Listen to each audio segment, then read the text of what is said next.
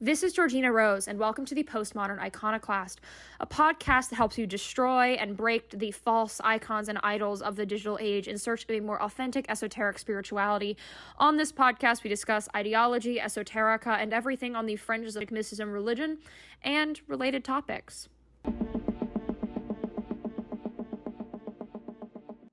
Hello, and welcome to the show. This week, I have an exciting guest. This is someone who I've known for a while, and we're going to be talking about the subject of theurgy, which overlaps with a lot of what I've talked about for a long time and is an actual part of my practice. I think a lot of people in the esoteric world know this word, like they've heard this, but it's not always explored in a lot of depth. So I have someone on who is quite familiar with the subject. Can you introduce yourself and say a little bit about who you are and what your spiritual life and views are like? Yeah, I'm Elektra. I'm from the subtropics, and I kind of identify as a pagan animist in some way. I don't really subscribe to I don't rigidly subscribe to Neoplatonic theology or mystical practice, but I really enjoy the Neoplatonists. So I've read a lot of them, even when I was a Christian. Recently reverted pagan, was a Christian for super long. And actually when we hung out, I was like a Christian. Which is so crazy to think about, that you actually met me and knew me when I was in my mystery cult Christian phase. But now that's kind of over. And I've accepted the pagan way of life. Accepted the gods into my life. Yeah, we had a really good conversation. We've actually met in real life. And I remember you talked quite a bit about theurgy then, and I know it's still really something that you bring up a lot. I know you made a video about it recently. Can you, I guess this is the big question that's hard to define in a simple question, but I feel like it's a good place to start. What is, in the simplest possible explanation, what theurgy is? Yeah, theurgy is divine work. It's of course a Greek word, and it was kind of an innovative word, but it really describes something which has extraordinarily ancient pedigree, which all cultures have pretty much practiced throughout history. But the word theurgy, it's kind of accompanied by, I think what the specific context of theurgy is that it's accompanied by a specific Neoplatonic justification for the act of divine ritual. And it kind of also it differentiates itself from what we would call witchcraft. Although I try to use the word witchcraft, I think it's kind of unnecessarily derogatory. But the theurgists were pretty preoccupied with differentiating themselves from the realm of ritual that attempts to manipulate reality. Theurgy instead tries to unite the practitioner with the gods, and it has extremely thorough philosophical, kind of hierarchical explanation as to what demiurgy is, the cosmogony according to the Neoplatonists, the creation of the universe, and kind of where we all fall under the cosmogonical hierarchies of being as human souls. So we all kind of participate in the world soul.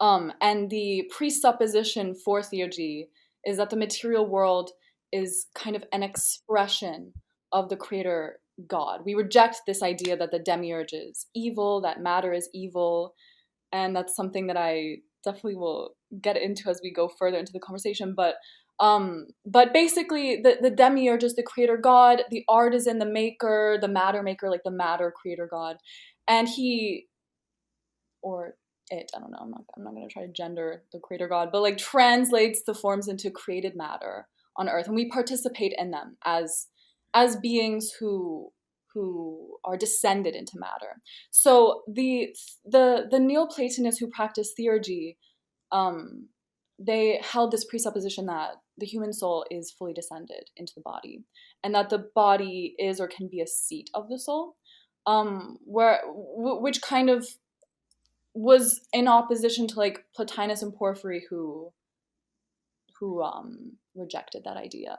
So it's a huge topic, but basically theurgy is the act of the theurgist. The theurgy is the kind of microcosmic mimesis of the demiurge. Like theurgists are kind of mimicking demiurgy when we practice theurgy. And I don't know, that's like the least complex introductory explanation that I think I can give. It's hard to explain these huge concepts in such simple ways. This has been like my Yeah. greatest challenge in talking about esotericism because Yes. being able to condense this stuff is hard. But it's somewhat you kind of have to do it to explain it to people, which is what makes explanations tricky. I Absolutely. think your first point about witchcraft is interesting because I found in the modern like esoteric scene, especially a couple of years ago, I think a lot less so now, but like around like 2020, everything was getting called witchcraft. Like literally all spiritual practices that were not like, you know, super either like super new age like crystal type stuff, even some of that, or like, traditional religious expression. Um Right. and I It's a feel like Christian everyone was construct. It's a yeah, and Christian I feel like everyone was calling themselves a witch. I remember I like construct. would go to those spaces and spend time with it. I never actually used that label. It was never the main thing that I called myself or anything, but I do think the differences in terms makes a difference because especially if you're going into looking at these older ideas and these sort of source thoughts that are, the basis of esotericism, you're going to notice there were huge differentiations. Um, Totally. and I Totally. think those differentiations are worth talking about. I think that the things that we call ourselves and identify with spiritually do mean something. And that's why I, over the past, especially over the past year, have really leaned towards the term mystic for myself because I think it is far more fit. And getting on to the rest of the stuff you discussed, I think that definition of ritual is useful because I feel like when people read like a dictionary definition of theurgy, they just assume that is all of ritual. And I think it's Right. interesting that it kind of is in that framework because the frameworks we have do very much guide what we do and how we see things. I think that Absolutely. metaphysics are important to, know why we do things. So within this Neoplatonic framework, why is theurgy something that you would seek out and why is it necessary? Yeah, well, Iamblichus basically argues that the only path to good and to union with the gods is through theurgy. So, because our souls are fully descended into the body, because our souls are fully descended into matter, and because we don't assume that materiality is evil, on the contrary, we assume that it is a resplendent reflection and expression of the gods. Um, Theurgy is kind of the only way for us to reunite with the gods. I mean, according to the theurgist's perspective, because we are fully descended. I know that that's like, let me try to explain this a little better. Because the human soul it doesn't exist in exclusively in like the realm of the forms above the earth. And by the way, I have an entire kind of like philosophical opposition to the situating of like platonic forms in the practice of theurgy, but we can get into that later. But because the human soul it does not exist in the realm of the forms, it exists in the body and it's inseparable from the body. And I don't think that we should try to separate it from the body. Like the theurgist kind of solves the mind body problem or the soul body problem by not dishonoring the body and by using the body and by using materiality to give honor to the gods. I have a lot that I can say though if you I'd be willing to get into it. I think that our relationship with body is interesting because my general thoughts on this is that I believe in kind of an emanation-y worldview where I think our physical body is kind of the lowest emanation of divinity, but it's still there. I think the idea that the material world is wholly evil is I have issues with it because I think there is objective beauty in this world. yeah. I think that the material question is interesting though as well because there clearly is, certain, evil, negative type things in the world as well. So it's always an interesting question to ponder. Yeah, it's interesting. So Iamblichus kind of like he tries to resolve the question of evil and this is something that's kind of like I would say in alignment with what I've always felt, even when I was a Christian, to be the kind of truth about evil, which is that when you kind of zoom out from from the human perspective and or try to envision the perspective of the gods. That they're kind of always divine reasons for certain energies emanating through the world.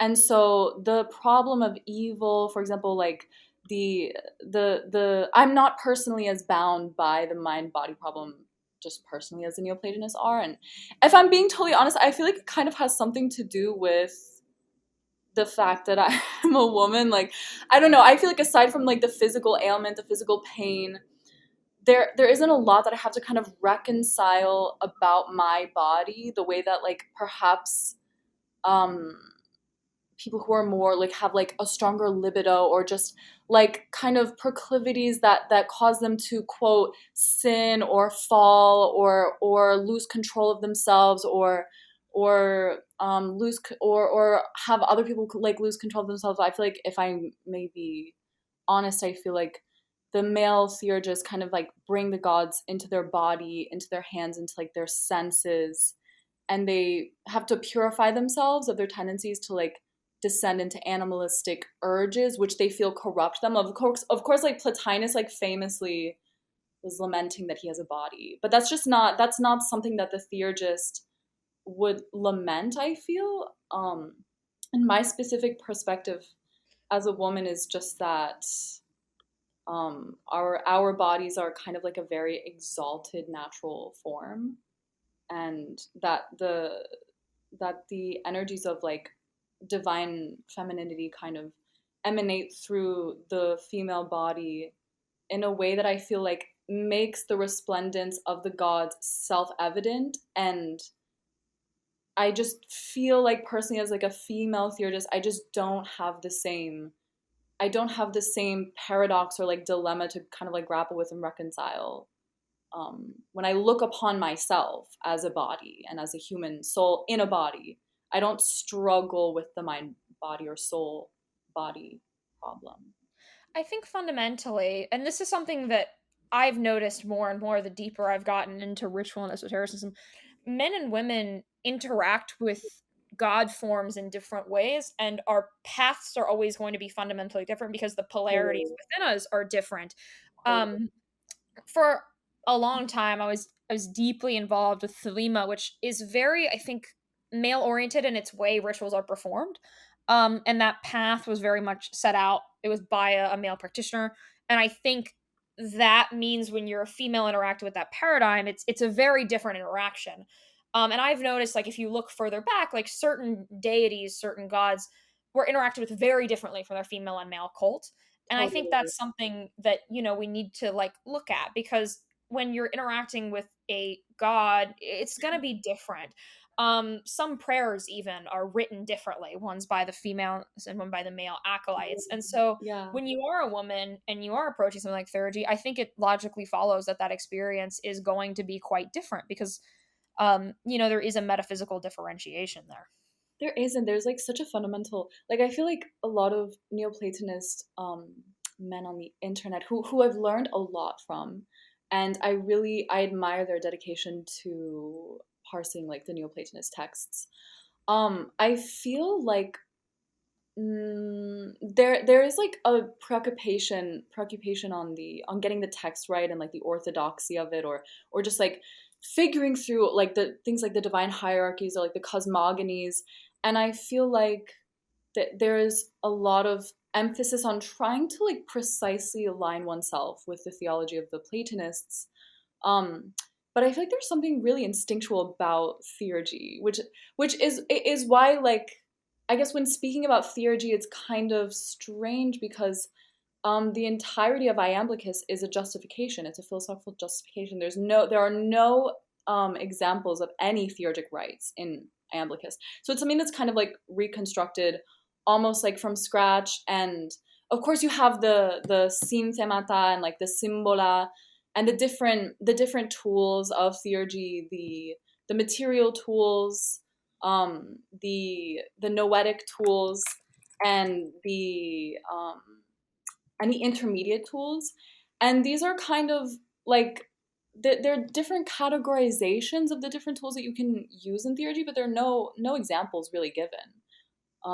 he references a lot of like ancient Egyptian rites, but I find that when I'm kind of hanging out with like women or like speaking to my female friends who seem to be kind of like spiritually aligned, that they have a completely instinctive kind of just like intuitive relationship to the material world, and they seem like they just know which gods to honor, like with like which materials and which materials basically correspond to the gods and like remind us of their attributes and their abilities and their powers, and um, maybe like less so the prayers, because the prayers are very specific, and the syllables used in the intermediate synthemata, for example, in theurgy are specific to like what Iamblichus calls sacred languages. So, um, but definitely like the material aspect of theurgy, I feel like is very intuitive for women.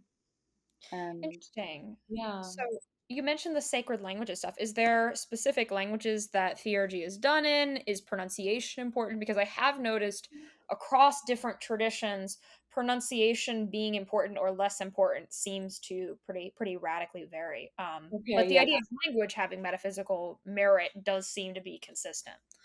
Yeah, I'm gonna shout out to a favorite of mine, Roberto Calasso, who wrote in his set of essays, Literature and the Gods, that I think it's like the penultimate or the final essay that he wrote, that the gods are contained in language, and he uses the Sanskrit syllables of like the Vedic religions, and also the Greek syllables of Homer and the sacred poets.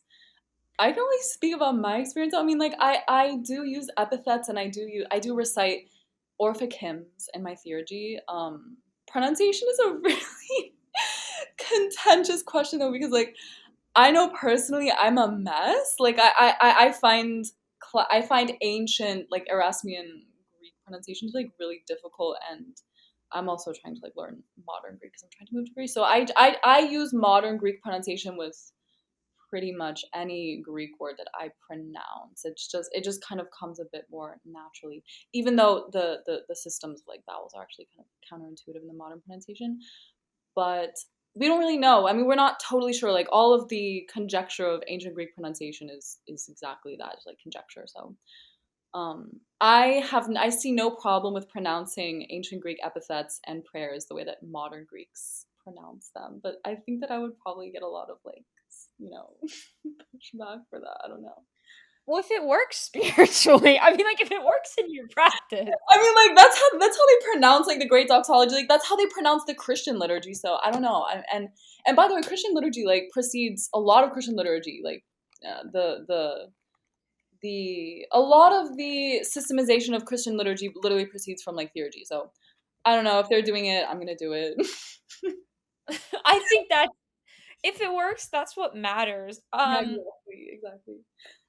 But we can talk more about like Nice. the technical, I guess, like the tokens of like the symbola, I guess. I mean, the tokens of like the syllables and stuff. I mean, So when you actually practice theory, do you basically just like speak things, or do you use like materials?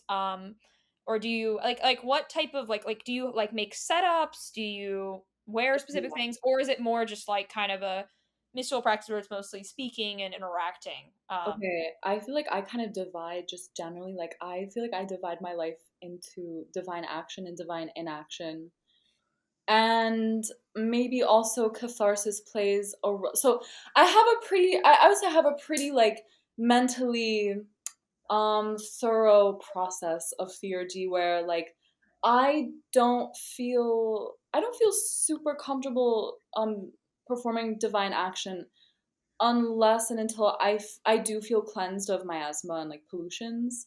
So I do cleanse. I do like catharsis is such a, oh my god. There's so many different ways to cleanse. Like there's so many different forms of catharsis that I practice, but I could like list some if you want to know like some Yeah, of the I'm specific ways. curious. Okay, well I would say like starting with kind of the most material, um of course, in Homer, you have to wash your hands before you pray. I mean, you don't have to, but that's how it's prescribed in Homer. And of course, we know that the ancient Greeks would have looked to Homer for their rites. So washing the hands is incredibly important. I use salt. I also like it's also such okay, I've never had to verbalize it before because the system that I use is so like sophisticatedly like complex because every day of the week I dedicate to a different deity. So like before my rites today, for example, today's Friday, like I honor Venus on this day. So I use like only rose soap. But if it were like, if it were Thursday or if it were Thursday, I would use maybe like sea salt. If it's Sunday or Wednesday, I typically use like orange because I kind of associate like Apollo and Hermes together, or like um I don't have saffron soap, but I will burn saffron to cleanse as well. So like the physical actual like water washing with soap, purging of the physical impurities on my body is kind of like the first step of like the kind of more material catharsis, which is by the way another kind of like interesting aspect of theurgy is that because there's so much emphasis on materiality, physical, like material catharsis is a way to cleanse the soul. So, of course, I mean, it can be assumed that like cleansing the skin is, of course, not just cleansing the skin. I mean, we as bodies, like, we've been our bodies have experienced our lives. Our bodies are what have been the vessels of our mystical, spiritual, emotional experience. So the fact that we're cleansing our bodies, of course, it's not even really like even a metaphorical symbol. We are cleansing the kind of vessel of our human experience. So I'm trying to think what I use like for different days. I typically will use like an orange soap for most of the days, but like I'll use a special one on Wednesdays and Sundays. And then of course always like rose soap on Fridays. And I do wear like mostly white garments, although it kind of depends. I have like different dresses that I will put on. Like colors are very important in theurgy. They like remind us of the aspects and the attributes of the gods. So Poseidon is like my my patron deity. He's my father god. So any day that I'm doing kind of like in specific theurgy to a god that I'm not as close to, I will usually don blue, and that's kind of the process. And as I'm washing, I recite prayers. So I do recite. It depends for each god, like I recite kind of like short paraphrases of the Orphic hymn. So for Aphrodite, and I don't know, like theurgy, I'm such a mess because I like to combine English and Greek, to be honest. Like I like to use Greek epithets, but then also express my prayers to the gods in English because English is how I've experienced my interior life, and English is the language in which I think to the gods, and ritually, of course, it's very important to like utilize the Greek, especially as the intermediate tools, the intermediate synthemata. But I will say something like I will summon Aphrodite with her epithets Urania, um, laughter lover, and the one who is praised in many hymns. And then I will say, I summon you with holy words. I summon you with a devout soul or a pious heart. And I kind of just like, I guess I kind of just get into like a flow with it, especially when I'm in the shower. And my shower is purple and pink, so like everything kind of around me is ritualized when I'm going through like my conscious formal theurgy. So I will just use today as an example. So I go through the process of like the shower, even if it's like a quick shower. If it's like a Friday, I usually wash my hair and I braid my hair. That's also another kind of like offering. Completely miscellaneous fact is that the word turza in Etruscan means offering, but it also means braid or like plait. So I kind of think of my braids as an offering to Aphrodite specifically. She's one of like the three main gods that I work most closely with. But so I will braid my hair, I will dress, and then I proceed to the altar. And that usually involves arranging or cleansing the vessel that I use, which is like a giant shell. It's like a what is it, a lion's paw shell, and it's like pink, very beautiful. And I will cleanse all of the shells that I want to arrange for her for the offering with water, salt. I sometimes like kind of exfoliate them because I want them to be polished.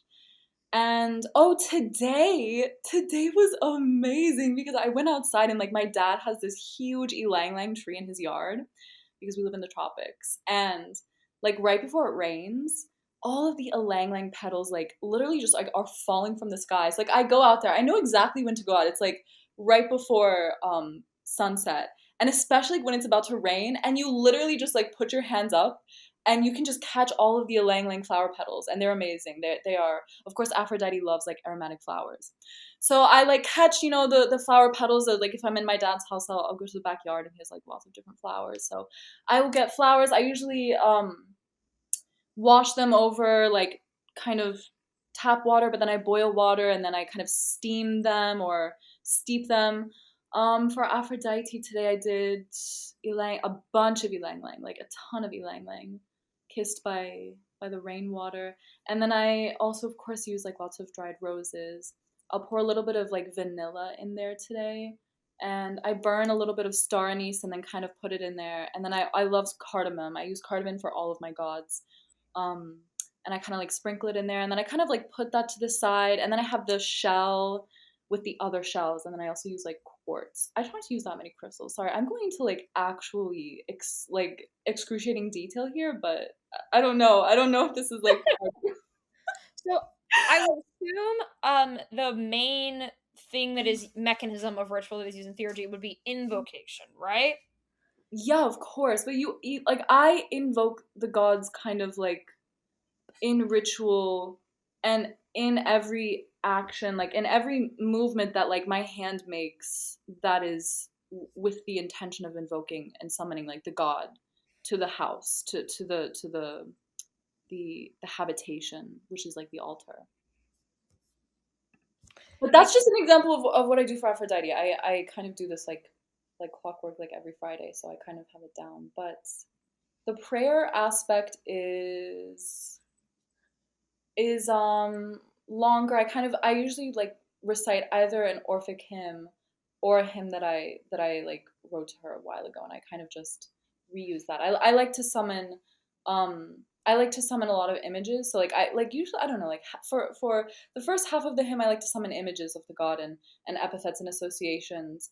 And then I kind of will bring my concerns or like my requests to the god um, in the second half of the hymn.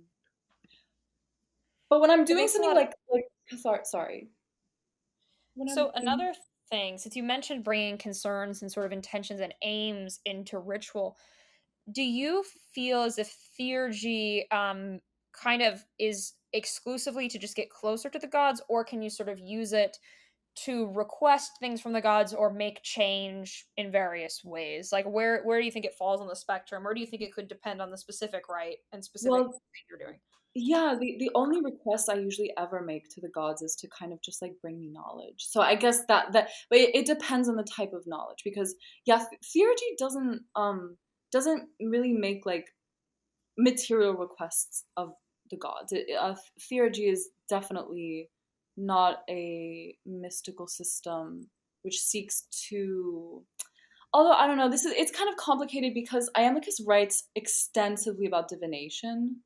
So he does kind of acknowledge like certain systems of divination as legitimate and other systems as illegitimate. I don't necessarily follow I don't necessarily abide by any any divinational practices or practice any divination or attempts to manipulate reality or make specific requests of the gods to like change any kind of material condition or circumstance of my life because my goal is to unite with the gods, and that in itself is the ultimate like request. It's just that we unite with different gods in different ways, and different gods bring us different knowledge, different gods bring us different energies and illuminations to our life. That makes sense. I know that different practices have very different stances on that matter. Divination as a disputed one is interesting because I've seen people typically put divination. People tend to feel one way or the other. So for him, was it like what you divine on, or was it specific methods that were kind of the drawing line? Yeah, he kind of he differentiates between divination which comes from the gods and divination that comes from like kind of empty actions like an example that he gives like standing on characters, like standing on symbols, but the differentiation is really subtle, and honestly it's kind of why I don't really I just I don't really identify with the idea that there are certain types of divination that are legitimate and other types that are not legitimate. Like I mean personally I experience dream divination and I don't attempt to do any other kind of divination, but that's just part of like my personal practice. He makes kind of subtle differentiations that just depend on the intent and like the inherent talent kind of like the diviner, the diviner. That makes sense. So you mentioned Sanskrit at one point, which I found interesting. Do Oh you yeah. think, obviously, theurgy must come from a Neoplatonic framework, but could it be applied to systems outside of the Hellenic world, or is it specifically a Hellenistic thing that should kind of remain relegated to those traditions?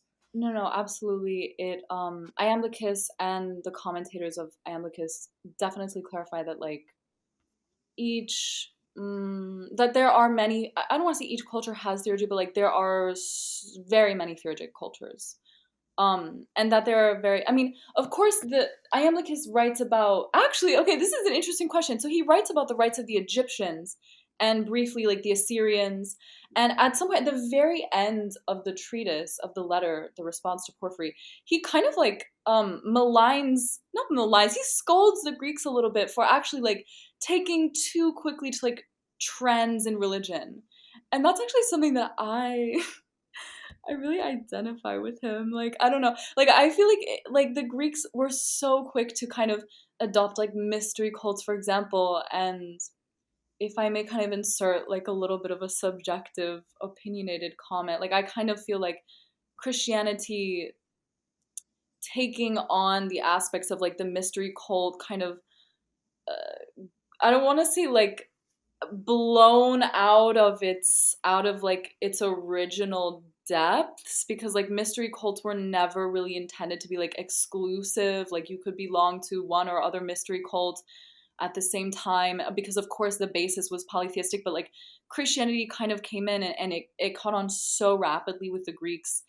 But Iamblichus never criticizes, like he never outright criticizes Christianity. He just, but he kind of does. He alludes to the Greeks being very prone to like following religious trends. So he doesn't even use the Greeks as the basis or like the model of theurgy at all. Like at all. He uses pretty much exclusively the Egyptians. But again, he doesn't really actually he doesn't utilize that many examples. Most of the text of Iamblichus is Neoplatonic philosophical justification. It's kind of like integrating the rites which have, you know, thousands of years, thousands of generations of pedigree, and kind of integrating them into like a Neoplatonic language. But of That makes course he would have lived in a Hellenistic world, so that makes sense. it's I can more see that. complicated. I think religious trends are kind of a thing that eternally exist, and people always. I remember I said in a podcast I used the word trend when describing like religious movements going and coming, and people were very bothered by this phrase. And I'm like, no, but it's true. Like there are certain things that are religious trends. Like Of course it's true. I mean, we could call, you know, Neoplatonism a trend. We could call Platonism a trend. It was definitely a bidda. It was an innovation. we're getting Salafi on here. Are we theurgy Salafists with our group? Yeah, I love to like use the word bidda. It's like so convenient, but yeah, he's justifying in an innovative way, but he's trying not to justify innovation. But of course, like Neoplatonic, like of course the Neoplatonic like worldview and the I don't want to say I hesitate to say Plato, because I mean the Neoplatonist writings and like Plato's writings are almost like completely different categories of like theology, but Yeah, they are innovative. I mean, so I want to like clarify that I practice like a kind of generic theurgy, but I look to Homer. For example, like to me, there's so much preoccupation with like the ontological hierarchies in Neoplatonism. Like daimones are ontologically superior to men, and of course it's um the Neoplatonists are really fixated on like hierarchies. But I'm more interested just like in what is a daimon. Like it's kind of akin to like a spirit in my kind of estimation. But the Neoplatonists are obsessed with taxonomy and like divine taxonomy, and I have a really simple practice, to be honest. Like I kind of the closer that something is to like Homer, but you know, barring animal sacrifice because I just don't do it personally. But the closer something is to Homer, the closer I just kind of feel more comfortable and aligned with the gods. But yeah, there's a little bit of Vidya in Neoplatonism. But that's okay. That's okay. But Vita is a good word. I mean, Yeah, it no, definitely. it is. Can we just like kind of like steal that one? Because sometimes No, I I think you feel should. You like should appropriate it. Yeah. we are appropriating today. I mean, if you go far enough into like Islamic theology, it is kind of like I feel like everyone who okay, this is like a theory that I have is like everyone who's gotten really deep into like the Neoplatonic rabbit hole has at some point either explicitly or implicitly, secretly or openly like considered converting to Islam. Because it kind of just is like it's like the only major like Neoplatonic religion in the world. Like it's super Neoplatonic, but anyway, that is absolutely out of the scope of this conversation. We can have another conversation where we talk about Islam.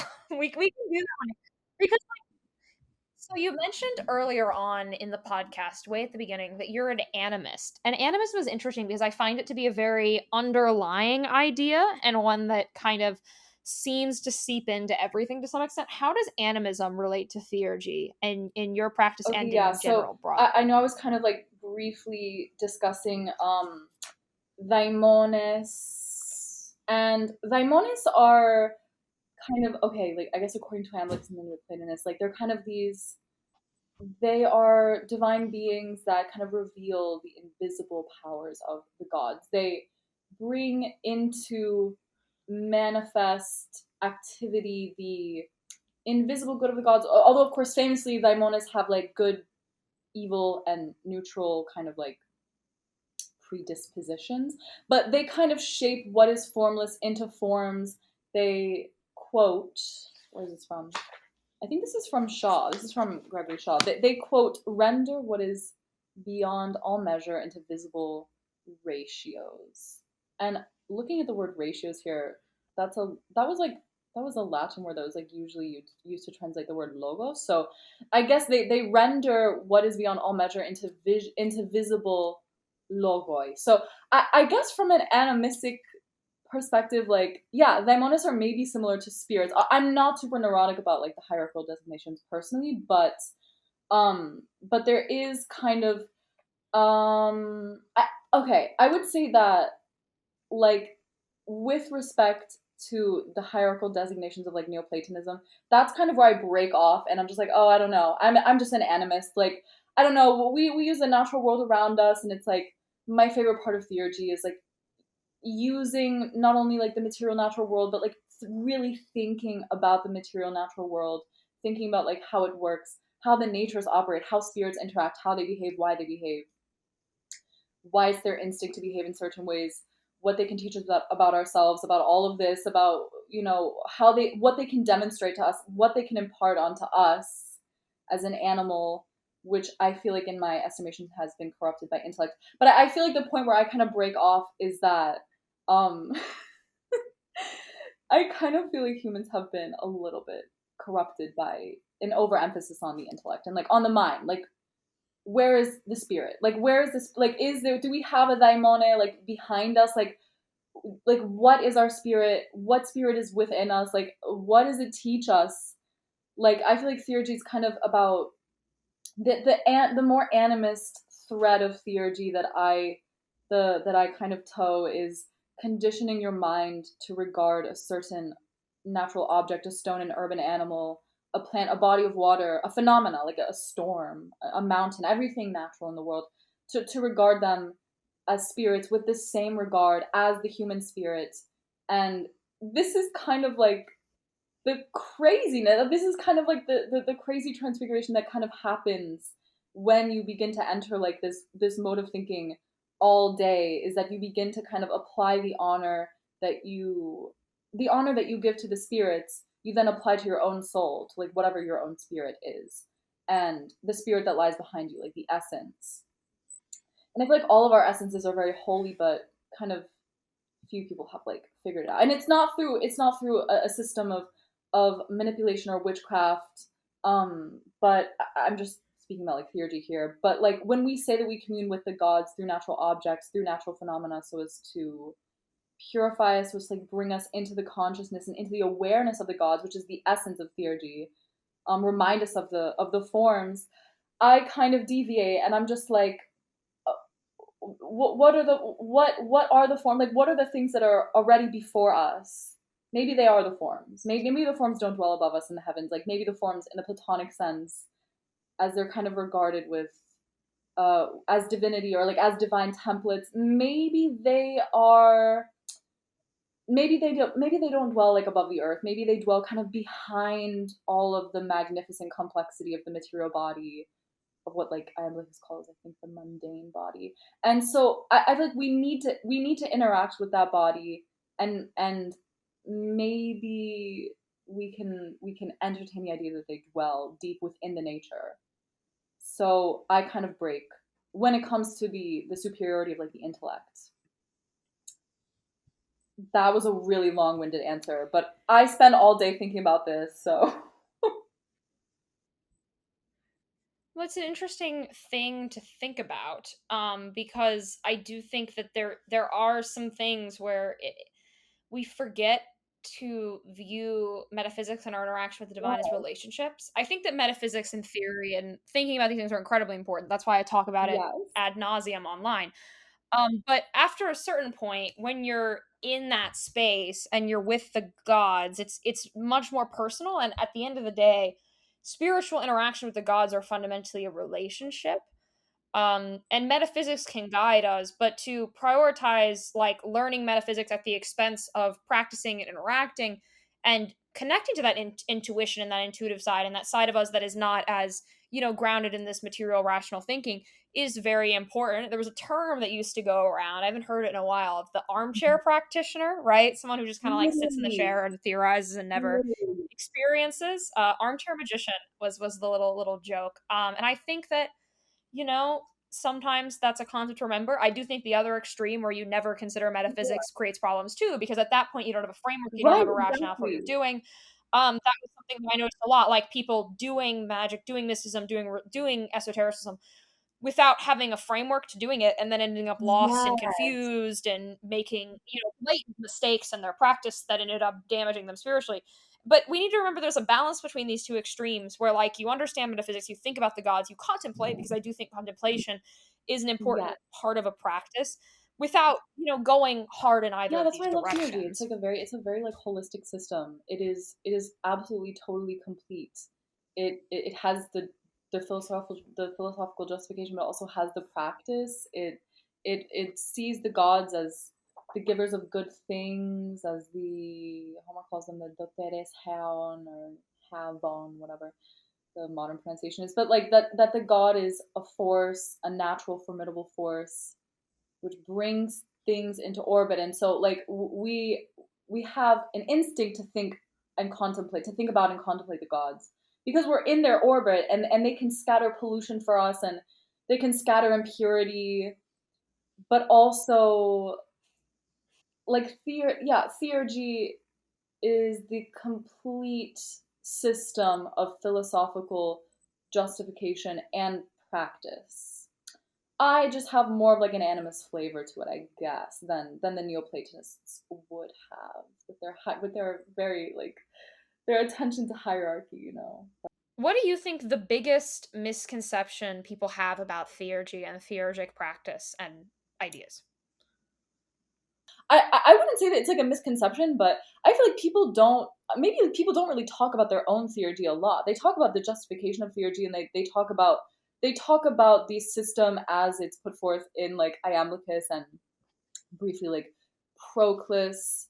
But there's a lot of emphasis on the philosophy and the theology, the god, like the theological explication of theurgy. I feel like it would be super useful, and I feel like I would really welcome like more people discussing in detail like what their theurgic practice is. And oh, okay, I don't know. Like okay, for example, I have configured catharsis in a completely different way than Iamblichus has. Like Iamblichus kind of evaluates catharsis at as part of the system of theurgy. By the way, theurgy, literally the word erga, it implies a finished product. I'm just like kind of remembering this. So I think that if anyone ever talks about theurgy as kind of a process, like theurgy is kind of the end product of the process, of which theurgy is the end. So the theurgy is the polished, maybe union with the god, but it is facilitated through the divine working and through the catharsis. So I feel like, okay, if we're kind of discussing the Iamblican kind of relatively limited view of catharsis, it's usually that the pure energy, the pure cleansing energy of the fire purifies and purges and releases the material that is used, usually like the herb or the spice or the plant. And we kind of, our soul is kind of purified by that purification, like the herb is being purified, but we're also being purified by the purification of the herb. But I think that there's like an entire kind of psycho spiritual, like a really deep psycho spiritual sea of catharsis that Iamblichus does not even really address, which is kind of like the the the reliving of kind of like early life pollution, for lack of a better, I don't want to call it trauma, I'll call it pollution or miasma. And like I guess that the Neoplatonists kind of write about it and talk about it, as as it pertains to and applies to all of humankind. But I think that exploring very specific pollutions that one has incurred, it is probably actually the only way that you can enact theurgy. So maybe there's a misconception that you can ascend to the gods, to the consciousness of the gods through theurgy alone.